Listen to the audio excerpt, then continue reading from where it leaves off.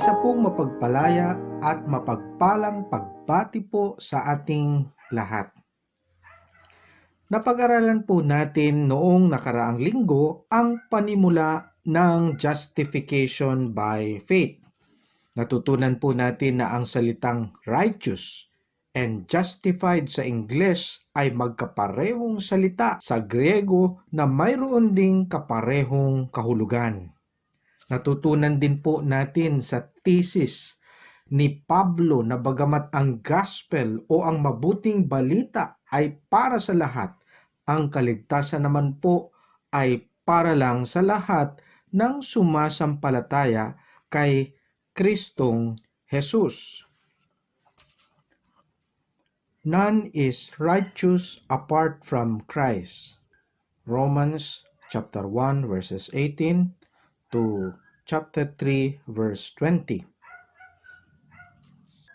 Matapos na nga pong inihayag ni Pablo ang kaniyang thesis, sinimulan naman niyang pagtibayin ito.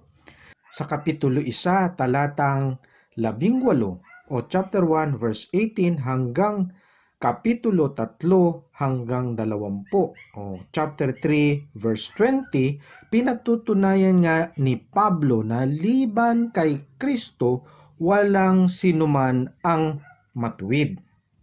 Kung ang pagiging matuwid ay matatagpuan lamang kay Jesus sa pamamagitan ng pananampalataya, nangangahulugan lamang po na di natin makakamit ang pagiging matuwid sa kaninuman. Baliktarin po natin ang pangungusap na ito. Kung ang ibang tao ay nagiging matuwid liban kay Kristo, sinasabi na rin natin na ang pagiging matuwid ay di lamang matatagpuan sa Diyos, kundi sa iba rin naman. Kaya nga po mula sa chapter 1 verse 18 hanggang dulo ng kapitulong ito, si Pablo ay tumungo sa tinatawag na general revelation o yaong pangkalahatang paghayag. Ito po ay kaalaman ng lahat ng mga tao patungkol sa Diyos sa bawat kapanahunan. Ang kaalamang ito na batid ng mga tao sa Diyos ay dahil nakaukit na ang bakas ng kamay ng Diyos sa physical na kaanyuhan ng buong kalawakan, ang mga bituin at langit, at maging ang kalikasan ng ating daigdig. Naroon ang kaniyang imprenta upang makita ito ng lahat at malaman nila ang ilang mga bagay patungkol sa Kanya. Tunghayan po natin ang nakasaad sa Romans chapter 1 simula sa talatang 19 o verse 19 to 20. For what can be known about God is plain to them, because God has shown it to them. For His invisible attributes, namely His eternal power and divine nature, have been clearly perceived ever since the creation of the world in the things that have been made. So they are without excuse. Ito po ang nakasaad sa Magandang Balita, Biblia, 2nd edition. Sapagkat ang maaaring malaman tungkol sa Diyos ay maliwanag dahil iyon ay ipinapahayag sa kanila ng Diyos.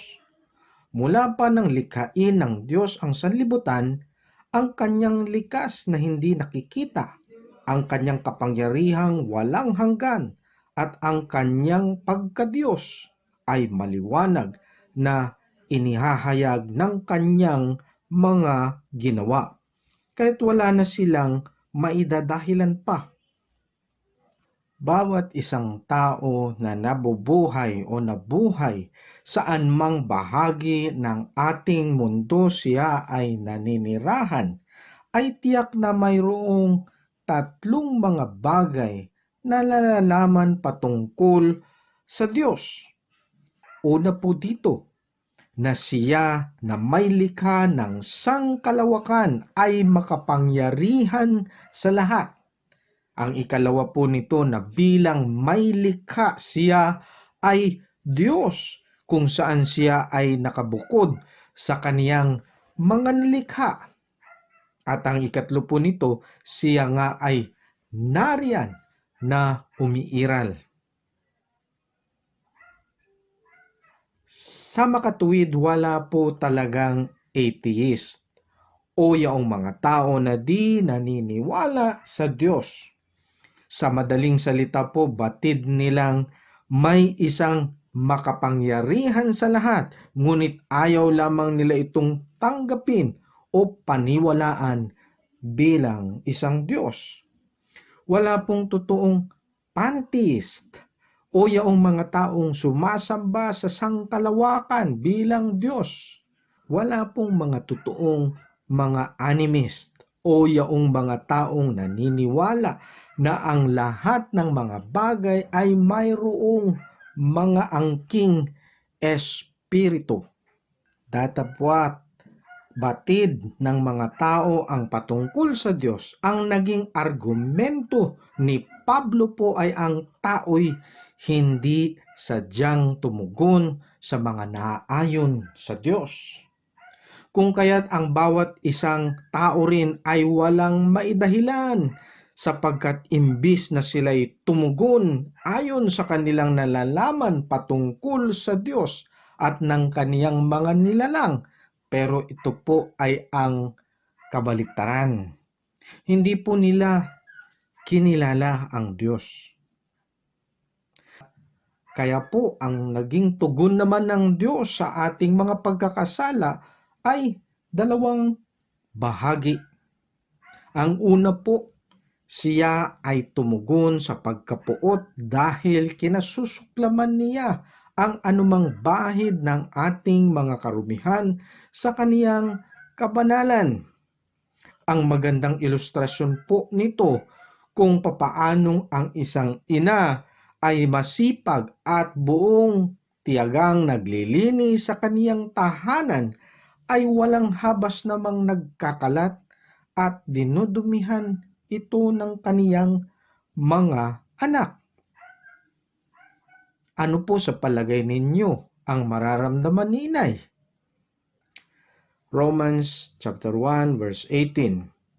For the wrath of God is revealed from heaven against all ungodliness and unrighteousness of men, who by their unrighteousness suppress the truth.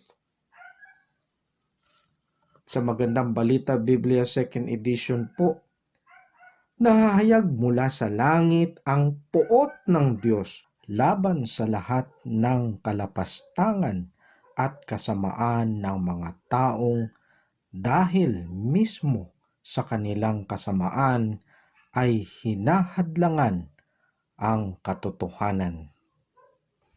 Nakita na po natin na ang totoong suliranin ay hindi po ang simpleng katalinuhan o kaalaman, hindi ang ating kalagayan sa lipunan o maging ng ating kulturang ginagalawan. Ang issue po natin ay ang moralidad. Ang issue po ay ang kasalanan.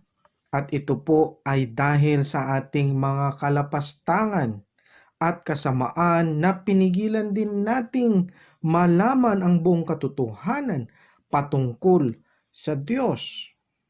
Kaya't napuot nga sa ating mga pagkakasala ang Diyos at tayo'y pinaubaya na lamang sa ating mga kamalian. Ito po ang binigyang diin at makatlong beses na inulit sa Kapitulo 1 sa sulat ni Pablo sa mga taga-Roma o Romans chapter 1. Tingnan po natin ang halimbawa nito sa chapter 1 verse 28. Romans 1 verse 28. And since they did not see fit to acknowledge God, God gave them up to a debased mind, to do what ought not to be done. Ito po ay magpapatuloy at marahil hahaba pa po ang ating mga listahan. Lahat ay mayroong kaalaman patungkol sa Diyos, ngunit walang ni isa sa atin ang tumugon ayon sa pagkakilala natin sa Kaniya. Hayan na nga po at makatarungan lamang na kamuhian tayo ng Diyos sa ating mga kasalanan at pabulusok nating iginapos ang ating mga sarili tungo sa ating kapahamakan. Masinsinan po nating unawain ang daloy ng teolohiya mula sa chapter 1 verse 18. Si Jesus ay hindi pinasok ni Pablo sa usapin hanggang ito ay nasa chapter 3 verse 21. Ipinapakita lamang po nito ang totoong kalagayan kung si Jesucristo ay hindi naging bahagi ng ating sanlibutan. Kung siya ay hindi humalili sa ating kaparusahan at tayo nga ay walang katubusan. Sa Kapitulo 2 po ay tumungo si Pablo sa usapin ukol sa mga Hudyo. Pero bago po iyon at marahil sa Kapitulo 1 sila na mga Hudyo ay pinapalakpakan si Pablo sa kaniyang mga inihayag at tila pinagbubunyi nilang sinasabi, "Sige, usigin mo sila Pablo, tama ka. Sila na mga pagano, sila nga na sumasamba sa mga Diyos-Diyosan. Batikusin mo sila sa pamamagitan ng salita ng Diyos." Ngunit sa Kapitulo 2 po, talatang 1, ang pagbatikos ni Pablo ay tumungo din sa kanila at kaniyang sinabi, "Teka lamang, hindi ba't ganoong mga bagay din naman ang inyong mga ginagawa?" Inaakala po kasi ng mga Hudyo na kagyat nilang matatanggap ang paumanhin sa kanilang mga pagkakasala sa Diyos bilang espesyal na pagtrato sa kanila dahil sila'y mga bayang pinili ng Diyos. Ngunit wala pong kinikilingan ang Diyos. Hindi po siya bias at wala pong tinatawag na partiality ang Diyos. Kaya hindi po natin maaaring sabihin ng ating relihiyon ang makapagliligtas sa atin dahil ang kaligtasan ay nasa pamamagitan lamang po ng pananampalataya kay Jesus. At dun nga po sa kabuuan ng chapter 2 na inihayag ni Pablo, sinasabi niyang, "Hindi nyo ba nakukuha? Kung mali na ang hentil o mga Gentiles ay magkasala, edi ganoon din naman na mali na kayo'y magkasala." Hindi nagpapakita ng partiality ang Diyos. Kayo rin naman ay hindi tumutugon sa inyong pagkakilala sa Kanya. Kaya kayo rin naman ay hindi lubusang matuwid. Pagkatapos po tumungo po tayo sa Romans chapter 3 verse 9. Ito po ang nakasaad doon. What then? Are we Jews any better off? No, not at all. For we have already charged that all, both Jews and Greeks, are under the power of sin. Diyan po inumpisahan ni Pablo ang kaniyang pangwakas na balangkas ukol dito. Ito po ay isa sa mga madilim na mga talata sa bagong tipanan. Ito po ay magkaugnay at karugtong na mga taludtod mula sa lumang tipanan na binigyang buhay ni Pablo sa kaniyang pagbibigay ng diin na walang ni isang matuwid liban kay Kristong Jesus. Ito po ang nakasaad sa Romans chapter 3 verses 9 to 20, Magandang Balita, Biblia 2nd edition. Ano ngayon? Ang kalagayan ba nating mga Hudyo ay mas mabuti kaysa mga Hentil? Hindi. Tulad na nga ng aming sinabi, ang lahat ng tao ay makasalanan, maging Hudyo o Hentil man. Ayon sa nasusulat, walang matuwid, walang kahit isa, walang nakakaunawa, walang naghahanap sa Diyos. Ang lahat ay lumihis ng landas at nagpakasama. Walang gumagawa ng mabuti, wala kahit isa. Parang bukas na libingan ang kanilang lalamunan. Pananalita nila'y pawang panlilinlang. Ang labi nila'y may kamandag ng ahas. Puno ng pagmumura at masasamang salita ang kanilang bibig. Sila'y tumatakbo upang pumatay ng kapwa. Parang dinaanan ng salot ang kanilang madaanan. Hindi nila alam ang daan ng kapayapaan. Hindi sila marunong matakot sa Diyos. Alam natin na anumang sinasabi ng kautusan ay sinasabi sa mga nasasakop nito upang walang maidahilan ang sinuman. At dahil dito'y mananagot ang lahat sa Diyos. Walang taong mapapawalang sala sa paningin ng Diyos sa pamamagitan ng pagsunod sa kautusan. Dahil ang gawain ng kautusan ay ang ipamukha sa tao na siya'y nagkasala. Ganoon nga po mismo ang mukha ng ating mundo na walang Kristong tagapagligtas. Dahil walang sinuman liban sa Kaniya ang makakagawa ng mabuti upang maging tayo'y maging matuwid. Wala po. Tayo po ay kadalasang hinuhusgahan ang bawat isa sa atin sa pamamagitan lamang ng ating nakikita sa kanila. Sinasabi nating, mabait siyang tao kasi mahal niya ang kaniyang asawa. Naglalaan siya ng oras sa kaniyang mga anak.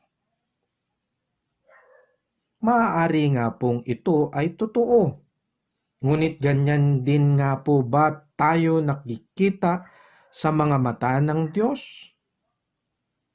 Kung may kakayanan tayong makita ito, mahahayag ang kalaliman at kasuluk-sulukan ng ating mga kabuktutan at madidilim na pamumuhay. Ang pagkakataong sumaliwa o lumihis sa ating landas at ang pagkahulog sa bitag ng kaaway. Ganyan nga po tayo nung hindi natin nararanasan ang katubusan ng Panginoong Hesus. Kundi niya tayo ginawang matuwid sa paghuhugas ng kaniyang banal na dugo na bumuhos sa krus ng Kalbaryo. Sa ganoong kalagayan po tayong lahat nakikita ng Diyos. Wala po ni isa sa atin ang matuwid. Wala po. Sa susunod na linggo po ay tatapusin natin ang kabuuhan ng justification by faith at doon po natin tatalakayin at himay-himayin ang patungkol sa puso ng Ebanghelyo o ng mabuting balita. Yaon pong tinatawag o tinataguriang heart of the gospel. Magkaisa po tayo sa panalangin. Dakila at makapangyarihang Diyos, salamat pong muli sa paalala ninyo sa bawat isa sa amin mula sa inyong mga salita. Salamat po Diyos dahil ipinakita mo sa bawat isa sa amin sa mga pagkakataong ito na ni isa ay wala pong matuwid. Kayo lamang po ang matuwid. Kayo lamang po ang kabanal-banalan na Diyos at makapangyarihan sa lahat. Kayo rin po ang may kakayanan o kapangyarihan upang kami po ay gawing matuwid. Wala na pong ibang pamamaraan, kundi ito lamang po ay matatagpuan kay Kristong Jesus na tagapagligtas o tanging tagapagligtas ng sanlibutan. At ito po ay sa pamagitan ng aming pananampalataya sa Kanya. Kaya po, sa bawat pagkakataon na kami po'y pinalalahanan ng inyong mga salita, patuloy din kaming nagpapakumbaba at manikluhod, humihingi ng kapatawaran sa aming mga kabaluktutan, mga pagkukulang, mga pagkakamali, mga maling pang-uunawa, mga pagmamataas sa aming mga sarili at maging sa aming mga kakayanan sa buhay, o dili kaya sa aming mga kaalaman. Ngunit higit po kayo sa lahat, higit kayong makapangyarihan, higit po kayong dakila, at alam niyo po ang lahat ng mga bagay. Kami po ay mayroong mga limitasyon. Kami po ay mayroong mga hangganan, at marahil po sa aming kalagayan bilang inyong nilalang, nararapat lamang po, O Diyos, na kami po ay magbalik loob sa inyo. Kami po ay magpakumbaba sa inyo. Kami po ay tanggapin na kami nga po ay makasalanan. Naliban sa inyo, wala po kaming magagawa upang iligtas ang aming mga sarili. Wala po kaming paraan o kaparaanan para gawin po ito. Kayo lamang po ang nagbigay sa amin ng ganitong pagkakataon upang kami ay maiahon mula sa tiyak na kapahamakan. Sa lugmok naming kalagayan, kami po ay binigyan ninyo ng pag-asa mula sa inyong mga salita. Binuksan ninyo ang aming mga mata upang matagpuan namin ang inyong kaliwanagan. At doon kami ay lalakad. Doon kami po ay mananahan at makita ang tunay na pagbabago sa aming mga buhay. Patuloy niyo po kaming turuan, O Diyos. Patuloy niyo po kaming pagkalinisin at gawing ganap na matutuwid. Dahil alam po namin na kayo lamang po ang may kapangyarihan upang gawin ito sa aming mga kalagitnaan. Kaya po lubos din kaming nagpapasalamat. Binabalik namin ang lahat ng papuri at pagdakila sa inyong dakila at dalisay na pag-ibig sa buong sanlibutan. Sa inyong dakilang kaligtasan na ipinagkaloob sa pamamagitan ng pananampalataya namin kay Kristo Jesus. Salamat, O Diyos, sa lahat ng inyong ginawa at gagawin sa aming mga buhay. Maraming salamat po. Ito po ang aming pagsamot panalangin sa pangalan din ng aming mabuting pastor at tagapagligtas, Panginoon ng aming buhay, si Kristo Jesus. Amen at Amen.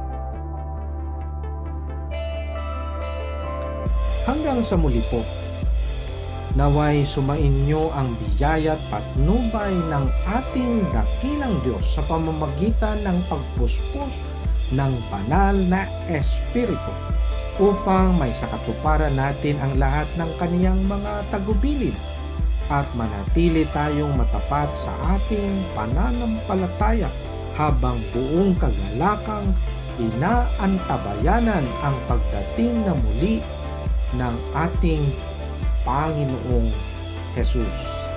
Sa ngalan ng Ama, ng Anak at ng Banal na Espiritu. Amen at